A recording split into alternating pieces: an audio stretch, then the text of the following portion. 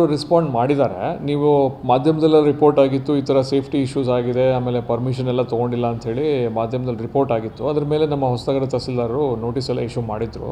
ಅಲ್ಲಿ ಇನ್ಸ್ಪೆಕ್ಟ್ರು ಸಹಿತ ಹೋಗಿ ವಿಸಿಟ್ ಮಾಡಿ ಪರಿಶೀಲನೆ ಮಾಡಿ ಬಂದಿದ್ದಾರೆ.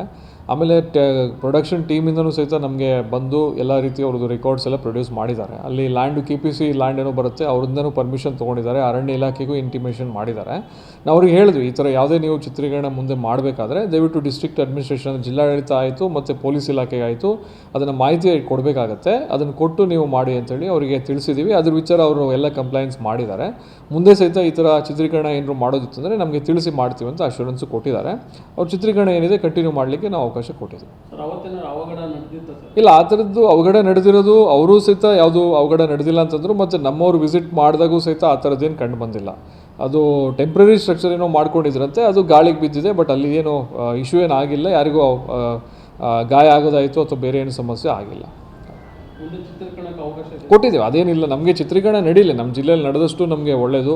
ಪ್ರವಾಸೋದ್ಯಮಕ್ಕೆಲ್ಲ ಎಂಕರೇಜ್ಮೆಂಟ್ ಆಗುತ್ತೆ ಮತ್ತು ಜನರಿಗೂ ನಮ್ಮ ಜಿಲ್ಲೆ ತೋರ್ಸೋಕ್ಕಾಗುತ್ತೆ. ಮಾಡಲಿ, ಆ ಥರದ್ದು ಇನ್ನೂ ಬೇರೆ ಚಿತ್ರೀಕರಣ ಮಾಡಿದ್ರು ನಮಗೆ ಅವಕಾಶ ಮಾಡಿಕೊಡ್ತೀವಿ. ಜಸ್ಟ್ ಇಂಟಿಮೇಷನ್ ಮಾಡಿ ಮತ್ತು ಯಾರು ಎಲ್ಲಿ ಮಾಡ್ತೀರಾ ಅವರ ಪರ್ಮಿಷನ್ಸ್ ಎಲ್ಲ ತೊಗೊಳ್ಳಿ ಅಂತೇಳಿ ನಾವು ಹೇಳ್ತೀವಿ ಅಷ್ಟೇ.